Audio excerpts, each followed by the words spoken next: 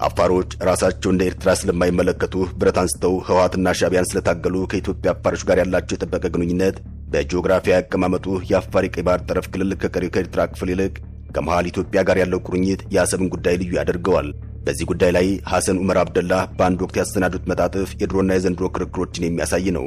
የኢትዮጵያና ኤርትራን ጦርነት ያማዘዘው ውዝግብ ከተከሰተ ጀምሮም የኤርትራ ፋይል በኢትዮጵያ የፖለቲካ መድረክ እንደገና ከመከፈቱ ጋር ተያይዞም ኤርትራን ነጻ አውጥተናታል ይሉ የነበሩት የህወሓት መሪዎች ማርሽ ቀይረው በኤርትራ ግንጠላ የለንበትም በማለት ክርክር ማንሳታቸውን ጸሐፊው ይገልጻሉ። የህወሓት መሪዎች በኢትዮጵያ ቀኝ ግዛትነት ፍዳዋን ስታይ የነበረችውን ኤርትራን ከነጻነት ታጋዮቿ ጎን ተሰልፈን የተጠየቀውን መስዋዕትነት ከፍለን ነጻ እንድትወጣ አብቅተናል ብለው እንደሚያምኑ ጸሐፊው ያስረዳሉ። የቀድሞው ጠቅላይ ሚኒስትር አቶ መለስ ዜናዊ አሰብን አሳልፎ በመስጠት በስፋት ይከሰሳሉ። አቶ መለስ የራሳቸውን ስህተት በአጼ ምኒልክ በማመካኘት ክስ ባቀረቡ ጊዜም የ1900፣ የ1902 ብለውም የ1908 የድንበር ማዕከሎች ኤርትራን ከኢትዮጵያ እንደገና በመቀላቀል ውድቅ ሆኗል።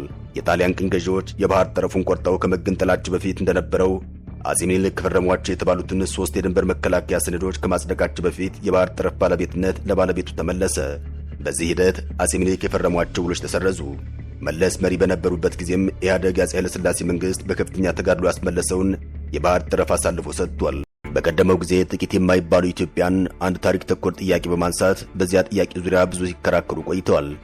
ጥያቄው ኢትዮጵያን ለምን አሰብን ብቻ ይጠይቃሉ የሚል ሲሆን በዋናነት በኢትዮጵያዊነታቸው በጸኑ በኤርትራ ተወላጆች ጭምር ከፍ ብሎ ሲነሳ እንደነበር ይነገራል። ጥያቄው የወደብና የባህር በር ጥያቄ ካልሆነ በስተቀር ለምን የአፋር ህዝብ ኢትዮጵያዊነት ለብቻ ይጎላል የሚል ነው። የዚህን ጥያቄ መልስ ከ1993 ዓ.ም ጀምሮ ያለውን ሁኔታ በማካተት መግለጫ ከሰጠው የቀይ ባህር አፋር ዲሞክራሲያዊ ድርጅት የትግል መስመር አያይዘን እንፈልጋለን የአሰብ ዙሪያ ውጥረትና መግለጫው በአሰብ ዙሪያ የሚገኙ የአፋር ክልል አካባቢዎች ከውጥረትና ከጦርነት ስጋት መውጣት እንዳልቻሉ መረጃዎች እያመላከቱ ይገኛል። በኢትዮጵያና በኤርትራ ድንበር የሚገኘው ቡሬ በጨው ክምችት የሚታወቀው ደናክል፣ ጋረቦና ዋላ የሚባሉ አካባቢዎች ዛሬም ድረስ ከውጥረት መውጣት እንዳልቻሉ እየተዘገበ ይገኛል። በዚህና በሌሎች አጠቃላይ ወታደራዊ ጉዳዮች ላይ ትኩረት ያደረገ መግለጫም የቀይ ባህር አፋር ዲሞክራሲያዊ ድርጅት ሰጥቷል።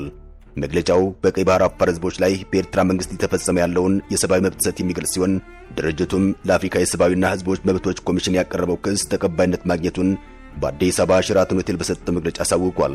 የቀይ ባህር የአፋር ዲሞክራሲያዊ ድርጅት ሊቀመንበር አቶ ኢብራሂም ሃሩን በኤርትራ መንግስት ላይ ያቀረበው ክስ 122 ገጽ መሆኑን ተናግረዋል።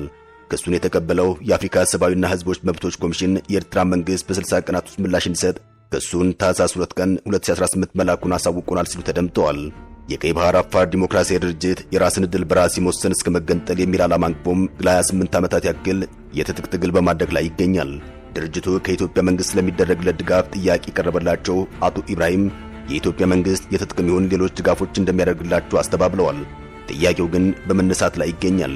በትግል ረጅም ዘመን እንዳስቆጠረ የሚገልጸው የቀይ ባህር አፋር ዲሞክራሲያዊ ድርጅት የኤርትራ መንግስት ከ1993 ዓ.ም ጀምሮ በኤርትራ ደናክል አካባቢ የሚኖሩ የቀይ ባህር አፋሮች ላይ መንግስታዊ መብት ጥሰት እየፈጸመ ቆይቷል ሲል የከሰሰበትን ምክንያት በስፋት ስናየው ይህን ይመስላል።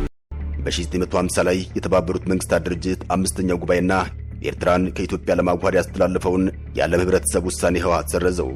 የኤርትራ ህዝብ በሪፈረንደም መልክ ተጠይቆ ይሁንታ የሰጠበትን ውሳኔም በማን አለበኝነት ወያኔ ጉዳዩን ሻረው። ኤርትራን ከባዕድ አገዛዝ ነፃ ለማውጣት የአፄ ኃይለ ሥላሴ መንግስት ያስገኘውን ታላቅ ቁም ነገር መና ሆኖ ቀረ ነው ዋና ክርክሩ። መንግስታዊ ክርክሩ እንዲህ ሲቀጥል የአፋር ጉዳይ አብሮ ይነሳል። የሚነሳው ደግሞ በኢትዮጵያነት በሚያምኑ ኤርትራውያንና ህወሓቶች በኩል ነው። እናም አፋሮች ራሳቸው እንደ ኤርትራዊ ስለማይመለከቱ ብረት አንስተው ህወሓትና ሻዕቢያን ስለታገሉም ከኢትዮጵያ አፋሮች ጋር ያላቸው የጠበቀ ግንኙነት በጂኦግራፊያዊ አቀማመጡ ምክንያት የአፋር የቀይ ባህር ጠረፍ ክልል ከቀሪ ኤርትራ ክፍል ይልቅ ከመሃል ኢትዮጵያ ጋር ያለው ቁርኝት የአሰብን ጉዳይ ልዩ ያደርገዋል ይባላል። በዚያ ወቅት የነበረው የዓለም አቀፍ ህብረተሰብ በተባለው ውሳኔ ላይ መድረስ ቀላል ጊዜ አልፈጀበትም። የተባበሩት መንግስታት 5ኛ ጉባኤ ባስተላለፈው ውሳኔ ኤርትራ ከኢትዮጵያ ጋር በፌዴሬሽን እንድትቀናጅ ወሰነ። በእርግጥ የኤርትራ ህዝብ በፌዴሬሽኑ ጊዜም ሆነ በኋላ በደረሰበት በደል በመማረሩ ምክንያት እንደገና የራሱን ዕድል በራሱ የመወሰን ተጋድሎ መጀመሩ ሀቅ ሲሆን ኢህአዴግ ክዷል። የኢትዮ ኤርትራ ግንኙነት የምትወስነው አሰብን ማዕከል ያደረገው የኢትዮጵያና ኤርትራ ትንቅንቅ ቀደም ብሎ የተጀመረ ነው። ኤርትራ ከኢትዮጵያ ከተገነጠለች ወዲህ ነገሩ ይበልጥ እየተካረረ መጣ እንጂ ከዚያ በፊት ይነሳ ነበር። በተለይም የአሰብ ጉዳይ የሚነሳው የኢትዮጵያና ኤርትራ ግንኙነት በተበላሸበት ጊዜ መሆኑን ታሪካዊ ሂደቶች ያሳያሉ። ለምሳሌ በሁለተኛ ዓለም ጦርነት መገባደጃ ላይ የኤርትራ ጣሊያን ገዢዎች በእንግሊዝ ሰራዊት ተሸንፈው በ1933 ሲባረሩም ጉዳይ አብቅቶ ነበር። በ1939 ጣሊያኖቹ ሽንፈታቸውን አምነው ተቀበሉ። በብዙ የቀዳማዊ ኃይለ ሥላሴ መንግስት የዲፕሎማሲ ሥራ በአንዳንድ የኤርትራ ተወላጆች ፍላጎት በአሜሪካ ድጋፍ እንዲሁም በእንግሊዝ ይሁንታ የተባበሩት መንግስታት ድርጅት ኢትዮጵያና ኤርትራ በፌዴሬሽን እንዲዋሃዱ ወሰነ። ውሳኔው በተላለፈ በሁለት ዓመቱ መስከረም 1945 ፌዴሬሽኑ ኦፊሻላዊ ሆኖም ጋብቻውን ፈጸመ። ነገር ግን ፌዴሬሽኑ በአጭር ጊዜ ተቋጨ። የፌዴሬሽኑ መፍረስ በኤርትራውያን ዘንድ ከፍተኛ ቁጣ ፈጥሮም ጀብሃ ተወለደ። ሻዕቢያም ከጀብሃ ተገንጥሎ የወጣ ቡድን ስለሆነም ከሌሎች ኢትዮጵያን አማጽያን ጋር መተባበር ጀመረ። ከዚያም የኢትዮጵያ መንግስት አሸንፎ ኤርትራን ከኢትዮጵያ ገነጠለ። በዚህም በጠብና በጥብጥ የከረመው ጋብቻ በፍች የተቋጨ ቢመስልም ሁለቱ ሀገራት ተለያይተው የማይላዩ ተጣልተው የማይጣሉ በፍቅርና በጠብ አዙሪት ውስጥ የኖሩ በአንድ ጦር ሜዳ ለጋራ ዓላማ ተዋግተው እንደገና ራሳቸውን ጦር ሜዳ ውስጥ እየገቡ ቆይተዋል። የዛሬ 7 ዓመታት ግድም የሆነው ይኸው ነው። በጊዜው ጠቅላይ ሚኒስትር አብይ አህመድና ፕሬዝዳንት ኢሳያስ አፈወርቂ እጅ ተያይዘው የኢትዮጵያና ኤርትራ ግንኙነት አሻሽለው እንደነበር አይዘነጋም። ኢትዮጵያ አሰብን በነጻነት ተጠቀም በመፍቀድ የሁለቱ ሀገራት አንድ ህዝቦች ሆነው ትንሽ ቆይተዋል። ፍቅራቸው ወደ ጠብ የተቀየረበት ምክንያት ቢበዛም መጨረሻ ላይ አሰብ እየሆነ መጥቷል። አሰብ ለኢትዮጵያና ኤርትራ መገናኘትም መለያየትም ትወስናለች። ብዙውን ጊዜ የኢትዮጵያ ህዝብ ከህወሓት ጋር ሆድና ጀርባ የሆነበት አንዱ ምክንያት አሰብን አሳልፎ መስጠቱ ነው። የቀድሞው ጠቅላይ ሚኒስትር አቶ መለስ ዜናዊ የባህር በር ሳይደራደሩ አሳልፎ በመስጠታቸው የሚከሰሱት አንቀጽ በሚያስጠቅስ ዋስ በማያስጠራ ዘብጥያ በሚያስወርድ ነው ይባላል። ከመለስና ኢህአዴግ ስህተት መስራት ወይም በጊዜው በነበረው መንግስት ድክመት ባልተመቻቹ ዓለም አቀፍ ሁኔታዎች አስገዳጅነት ኢትዮጵያ አሰብና በአጠቃላይ የቀይ ባህር ጠረፏን አጣች። 1991 ላይ ሀገራዊ አጀንዳና ራዕይ የሌለው የኢትዮጵያ መንግስት እገዛ ታክሎበት በኤርትራ ህዝብ ኩርፊያና ባልተመቻቹ ዓለም አቀፍ ሁኔታዎች ላይ እንደገና በ1952 የተመለሰውን የባህር በሯን አጣች። ኢትዮጵያ አጀንዳ ባለው መንግስት በኢትዮጵያ ህዝብ ተጋድሎና በተመቻቹ ዓለም አቀፍ ሁኔታዎች እንደገና በአንድ የታሪክ ማጋጠሚያ ላይ ሲገጣጠሙም ታሪክ ራሱን የማይደግምበት ምክንያት አይኖርም።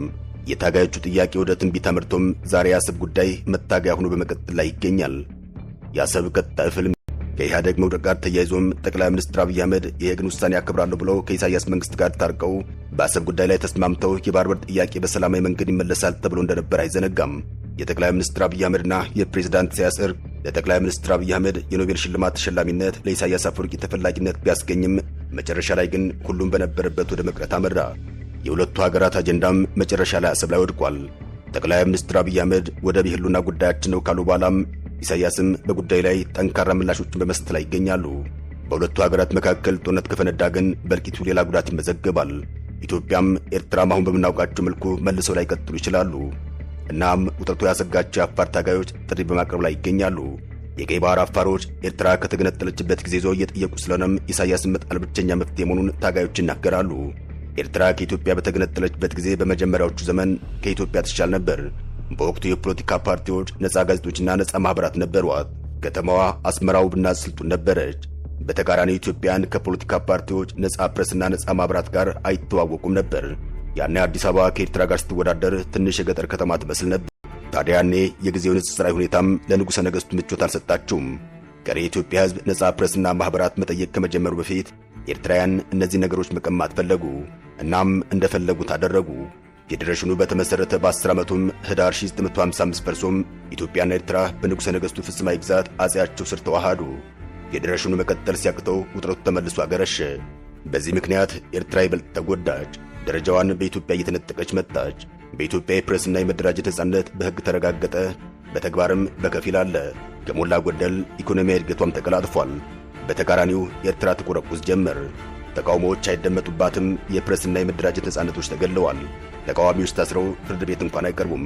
ሕገ መንግሥት የላቸውም። ኢኮኖሚያቸው ተዘግቷል። አስመራ ቁማ ቀርታለች። ኢሳያስም ትግል ሲጀምሩ ከተቃወሙት የቀዳማዊ ኃይለ ሥላሴ የበለጠ የከፋ ፍጹማዊ አምባገነን ሆነዋል በሚል ትንተናው ቀጠለ። በዚህ መሃል የኢትዮጵያም የኤርትራ መንግስታት አንዳቸው ሌላኛቸው ላይ ተቃዋሚዎችን እያደራጁ ነበር። አሁንም ይህ ታሪክ ራሱን በመድገም ላይ መሆኑን የቀጣይ የቃላት ጦርነት ማሳያ ሆኖ እየተገለጸ ይገኛል። ከቀጠለ የቃላት ጦርነት የአፋሮች ቁጣና የትጥቅ ትግል አራማጆች አብዮት መፋፋም ጋር ተያይዞም በኢትዮጵያና በኤርትራ መካከል ጦርነት ይከሰታል የሚለው ስጋት አሁንም እንዳለ ቀጥሏል።